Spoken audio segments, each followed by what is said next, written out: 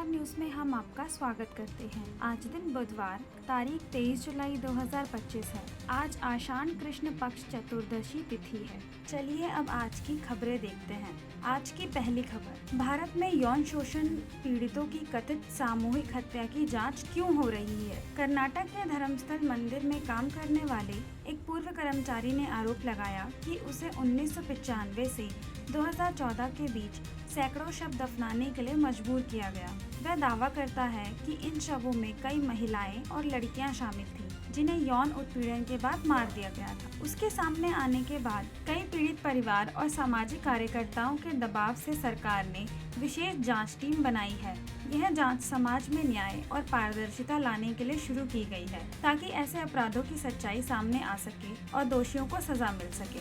आज की दूसरी खबर, महाराष्ट्र सरकार ने नागपुर के कमलेश्वर तहसील में स्थित गोटकेहरी इलाके में अडानी पावर महाराष्ट्र लिमिटेड को लगभग 87.35 हेक्टेयर आरक्षित वन भूमि दी है। यह भूमि गोटकेहरी अंडरग्राउंड कोल माइन प्रोजेक्ट के लिए आवंटित की गई है, जिसमें संरक्षित जंगली क्षेत्र खासकर जूटपी जंगल और सेक्शन 4 रिजर्व फॉरेस्ट शामिल है, जो पर्यावरण की दृष्टि से काफी महत्वपूर्ण माने जाते हैं। सरकार और कंपनी की तरफ से दावा किया गया है कि अंडरग्राउंड माइनिंग के कारण सतही जंगल पर असर कम होगा, लेकिन स्थानीय लोगों को जल संकट और खेती पर पड़ने वाले असर का भी डर है। इसी वजह से पहले भी ग्रामीणों ने इस प्रोजेक्ट के खिलाफ आवाज उठाई थी। आज की अगली खबर, छत्तीसगढ़ के हसदेव अरण्य क्षेत्र कोयला खनन के लिए देश के सबसे घने जंगलों में से एक है। यहाँ Parsa East Kente Basin coal mine project, जिसे अडानी ग्रुप द्वारा संचालित किया जाता है, के लिए केंद्र सरकार ने संसद में बताया कि लगभग 3,68,217 पेड़ काटे जाएंगे। यह इलाका 1,70,000 हेक्टेयर में फैला है, जिसमें हाथी, स्लॉथ बियर जैसे दुर्लभ जीव जंतु और सैकड़ों पादप प्रजातियां पाई जाती हैं, जो पर्यावरण के लिए अनमोल है। स्थानीय समुदायों और आदिवासी ग्राम सभाओं ने पेड़ों की कटाई, पारिस्थितिकी असंतुलन और पारंपरिक अधिकारों को लेकर कई सालों से विरोध भी किया है, लेकिन पर्यावरण मंजूरी दे दी गई है। केंद्र सरकार ने पेड़ों की कटाई के मुआवजे के तौर पर पुनर्नवीनीकरण और अन्य पर्यावरणीय उपायों के वादे के साथ ही अनुमति दी है। कई संगठनों व सामाजिक कार्यकर्ताओं ने आरोप लगाया कि अप्रूवल्स के लिए कई केसों में ग्राम सभाओं की सहमति जाली या फर्जी है। आज की अगली खबर, दुकानदार के सामने युवक ने चाकू से 32,000 का लहंगा फाड़ दिया और दे डाली धमकी। हुआ कुछ ऐसा कि 17 जून को मेघना मखीजा ने 32,300 रुपए का लहंगा दुकान से अपनी शादी में पहनने के लिए खरीदा था।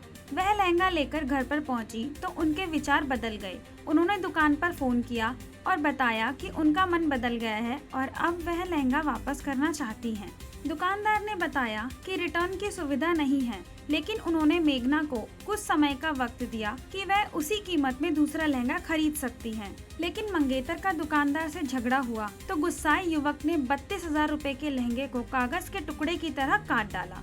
यह घटना मुंबई के कल्याण इलाके की है। इसका वीडियो भी सोशल मीडिया पर वायरल है। दुकानदार ने युवक के खिलाफ थाने में शिकायत भी दर्ज की है। बताया गया कि आरोपी युवक ने हाथ में चाकू लहराते हुए दुकानदार को धमकी भी दी कि वह उसे लहंगे की तरह काट देगा। इतना ही नहीं, आरोपी ने सोशल मीडिया पर दुकान को बदनाम न करने के बदले कथित तौर पर 3 लाख रुपए की मांग भी की। आज की अगली खबर, 19 साल किस मकसद से। 2006 के मुंबई बम धमाकों में अपनी बेटी को खोने वाले रमेश नाई ने बॉम्बे हाईकोर्ट द्वारा इस घटना के 12 आरोपियों को बरी करने के फैसले पर सरकार पर सवाल उठाए। श्री नाई ने इन 19 सालों के उद्देश्य और इस मामले को इतने लंबे समय तक खींचने की वजह पर सवाल उठाया। उन्होंने कहा कि 2002 और 2008 में हुए बम धमाकों के बाद सभी आरोपियों को जल्दी से फांसी दे दी गई। साथ ही उन्होंने कहा, मेरा सरकार से एक सवाल था, 19 साल क्यों लगे? 19 साल किस काम के लिए? ऐसी क्या बात थी कि फैसला आने में 19 साल लग गए? 2002 में एक बम धमाका हुआ, उसके बाद 2008 में एक और घटना हुई, जिसके लिए कसाब और बाकी आरोपियों को फांसी दे दी गई थी। लेकिन 19 साल बाद जेल में बंद रहे ये आतंकवादी अब बरी हो गए हैं। अगर वे नहीं तो ट्रेन में बम धमाका किसने किया? ये मजाक लगता है। अदालत का फैसला भी मजाक लगता है। बॉम्बे उच्च न्यायालय ने सोमवार को उन सभी 12 लोगों को बरी कर दिया जिन्हें 2006 के मुंबई ट्रेन विस्फोटकों में उनकी कथित भूमिकाओं के लिए निचली अदालत ने दोषी ठहराया था। क्या आपको भी लगता है कोर्ट का यह फैसला जायज है? कमेंट करके आप अपने विचार हमें व्यक्त कर सकते हैं। आज की अगली खबर, हिमाचल प्रदेश में नदी पर बने पुल की दीवार गिरने से ट्रेन बाल बाल बची। हिमाचल प्रदेश के इंदौरा में भारी बारिश के कारण चक्की नदी पर बने रेलवे पुल की दीवार गिरने से रेलगाड़ी बाल बाल बच गई, जिससे सुरक्षा संबंधी चिंताएं पैदा हो गई और सड़कें बंद कर दी गई। आज की अगली खबर, उड़ीसा में 19 वर्षीय युवती को नशीला पदार्थ खिलाकर बलात्कार करने के आरोप में कांग्रेस छात्र नेता गिरफ्तार। भारतीय राष्ट्रीय छात्र संघ के अध्यक्ष उदित प्रधान को भुवनेश्वर में 19 वर्षीय इंजीनियरिंग छात्रा के साथ कथित बलात्कार के मामले में गिरफ्तार कर लिया गया। गिरफ्तारी के कुछ ही घंटों बाद उन्हें NSUI अध्यक्ष पद से निलंबित भी कर दिया गया। आज की अगली खबर, सूरत के एक गांव में पेट्रोल पंप पर महिला को कुचलने के बाद क्रेटा चालक फरार हो गया। सूरत के मंगरोल तालुका के पालोद गांव के बाहरी इलाकों में स्थित एक पेट्रोल पंप पर एक चौंकाने वाला हादसा हुआ, जहां एक महिला कर्मचारी को एक 4 पहिया वाहन चालक ने कुचल दिया। पूरी घटना पेट्रोल पंप पर लगे CCTV कैमरा में कैद हो गई। आज की अगली खबर, मोदी ने धनखड़ के स्वास्थ्य को लेकर ट्वीट किया और कहा, श्री जगदीप धनखड़ जी को भारत के उपराष्ट्रपति सहित कई भूमिकाओं में देश की सेवा करने का अवसर मिला है। उनके लिए उत्तम स्वास्थ्य की कामना करता हूँ। आज की अगली खबर, दिल्ली हवाई अड्डे पर उतरते ही एयर इंडिया के विमान के पिछले हिस्से में आग लग गई, लेकिन सभी यात्री सुरक्षित हैं। हांगकांग से नई दिल्ली जा रहे एयर इंडिया के एक विमान के पिछले हिस्से में मंगलवार दोपहर इंदिरा गांधी अंतर्राष्ट्रीय हवाई अड्डे पर आग लग गई। विमान में सवार सभी 158 यात्री सुरक्षित बताए गए हैं। विमान को तब से उड़ान भरने के लिए रोक दिया गया है। अगली खबर अंतर्राष्ट्रीय स्तर से है। सऊदी अरब के स्लीपिंग प्रिंस अल वलीद बिन खालिद का 20 साल कोमा में रहने के बाद निधन हुआ। अप्रैल 1990 में जन्मे प्रिंस अल वलीद प्रिंस खालिद बिन तलाल अल सऊद के सबसे बड़े बेटे थे, जो एक प्रमुख सऊदी शाही परिवार के सदस्य और अरबपति प्रिंस अल वलीद बिन तलाल के भतीजे थे। 15 साल की उम्र में ब्रिटेन के एक सैन्य कॉलेज में पढ़ाई के दौरान युवा राजकुमार एक दुखद सड़क दुर्घटना का शिकार हो गए, जिससे उन्हें गंभीर मस्तिष्क क्षति और आंतरिक रक्तस्राव हुआ। वर्षों से राजकुमार को स्लीपिंग प्रिंस के रूप में जाना जाने लगा तथा इंटरनेट पर दुर्लभ वीडियोस सामने आए, जिनमें उनकी न्यूनतम गतिविधि जैसे कि उनकी उंगलियों का हल्का सा उठाव उनके परिवार और समर्थकों के लिए क्षणिक आशा की किरण दिखाई दी। उनके निधन की पुष्टि करते हुए प्रिंस खालिद ने एक बयान में कहा, अल्लाह के आदेश और नियति में पूर्ण विश्वास के साथ तथा अत्यंत दुखद और शोक के साथ हम अपने प्रिय सुपुत्र प्रिंस अल वालिद बिन खालिद बिन तलाल बिन अब्दुल अजीज अल सऊद के निधन पर शोक व्यक्त करते हैं। अल्लाह उन पर दया करे, जिनका आज अल्लाह की दया से निधन हो गया है। साथ ही हम भी दुआ करते हैं कि प्रिंस के परिवारजनों को ऊपर वाला इस परिस्थिति से उभरने की शक्ति दे और प्रिंस को भी आत्मा को शांति दे। आज की अगली खबर वियतनाम से है। वियतनाम में तूफान विपहा का कहर। तूफान विपहा ने वियतनाम के उत्तरी क्षेत्रों में जबरदस्त तबाही मचाई है। तेज हवाओं और भारी बारिश की वजह से कई इलाकों में बिजली बाधित हो गई है। प्रशासन ने इलाके को अलर्ट पर रखा है और राहत बचाव कार्य जारी है। चक्रवात का असर पड़ोसी देशों पर भी महसूस किया जा रहा है और यह घटना जलवायु परिवर्तन की गंभीरता को एक बार फिर उजागर करती है। आज की अगली खबर यूनेस्को से है। यूनेस्को में अमेरिका की वापसी। संयुक्त राष्ट्र की सांस्कृतिक संस्था यूनेस्को ने अमेरिका के संगठन से बाहर होने को दुर्भाग्यपूर्ण बताया है, लेकिन कहा है कि वे इस फैसले के लिए तैयार थे। अमेरिका के इस कदम से वैश्विक सांस्कृतिक सहयोग भी प्रभावित होगा। यूनेस्को के प्रमुख ने आशा जताई है कि भविष्य में अमेरिका दोबारा जुड़ सकता है, लेकिन फिलहाल इससे संस्था और बाकी सदस्य देशों में निराशा है। अगली खबर यूक्रेन रूस शांति वार्ता की नई कोशिश से है। यूक्रेन राष्ट्रपति जेलेंस्की ने रूस के साथ युद्ध विराम और शांति वार्ता की नई पहल की है। अमेरिकी सैन्य सहायता के आश्वासन के बाद यह वार्ता शुरू होगी। हालांकि रूस ने वार्ता के नतीजों को लेकर संदेह जताया है और कहा है कि युद्ध क्षेत्र में लड़ाई अब भी तेज है। इसमें आम नागरिकों की जान माल का भारी नुकसान हो रहा है। अगली खबर बांग्लादेश से है। बांग्लादेश विमान हादसा और छात्रों का विद्रोह।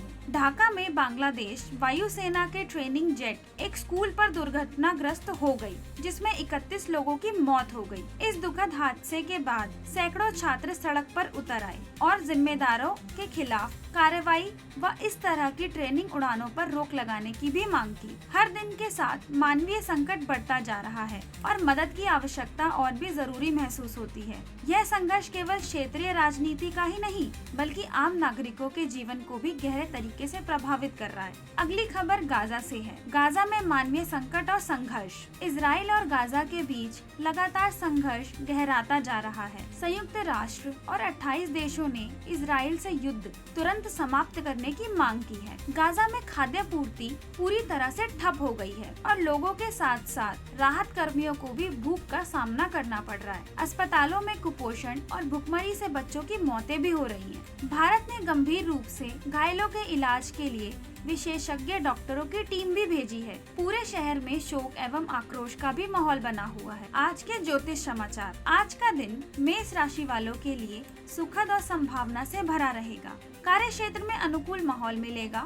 विरोधी भी मददगार सिद्ध होंगे। आर्थिक दृष्टि से लाभ के संकेत हैं। साथ ही किसी नए कार्य की शुरुआत भी संभव है, जिससे भविष्य में अच्छा लाभ मिल सकता है। पारिवारिक जीवन में सौहार्द बना रहेगा। मांगलिक कार्य के योग हैं। विद्यार्थियों को शिक्षा में सफलता मिल सकती है। जल्दबाजी में धन खर्च करने से बचें और स्वास्थ्य पर थोड़ा ध्यान दें। सिंह राशि के लिए आज आत्मविश्वास और ऊर्जा से भरा दिन रहेगा। संयम और विनम्रता भी जरूरी है, वरना ओवर कॉन्फिडेंस में आपको चैलेंज में ला सकता है। जोखिम भरे निवेश से बचें और बचत बढ़ाने पर ध्यान दें। करियर और शिक्षा में नई उपलब्धियां मिलेंगी। रिलेशनशिप में सकारात्मकता रहेगी। सिंगल लोगों के लिए अच्छा समय रहेगा। नए लोगों से मिलने का मौका मिलेगा और संबंध भी मजबूत होंगे। आज के मौसम समाचार। दिल्ली में आज बरसात का दौर जारी रहेगा। सुबह से हल्की से मध्यम बारिश की संभावना है, जिससे तापमान में गिरावट बनी रहेगी। अधिकतम तापमान 32 डिग्री सेल्सियस के आसपास रहेगा और न्यूनतम तापमान 26 डिग्री सेल्सियस के करीब होने की संभावना जताई गई है। संक्रमण और उमस बढ़ सकती है, इसलिए घर से बाहर जाते समय छाता साथ रखें और जरूरत पड़ने पर ही बाहर निकलें। यातायात में कुछ क्षेत्र भारी ट्रैफिक का सामना भी कर सकते हैं। बिहार में आज बादल छाए रहेंगे और कई जिलों में मध्यम से भारी बारिश के आसार हैं। मौसम विभाग के अनुसार अगले 24 घंटे में ज्यादा बारिश होने की भी संभावना है, जिससे जल भराव की स्थिति बन सकती है। बिहार में अधिकतम तापमान 31 डिग्री सेल्सियस और न्यूनतम तापमान 25 डिग्री सेल्सियस रह सकता है। किसान वर्ग के लिए यह बारिश फायदेमंद साबित होगी, परंतु शहरों में कुछ जगहों पर यातायात प्रभावित रह सकता है। आज की खबरें यहीं समाप्त होती हैं और नई खबरों के लिए और डेली अपडेट्स के लिए जुड़े रहें हमारे चैनल के साथ और लाइक। आज की खबरें यहीं समाप्त होती हैं। हमारे साथ बने रहने के लिए आपका धन्यवाद। और खबरें जानने के लिए और डेली न्यूज़ अपडेट्स के लिए हमारे चैनल के साथ बने रहें और लाइक एंड सब्सक्राइब करना ना भूलें।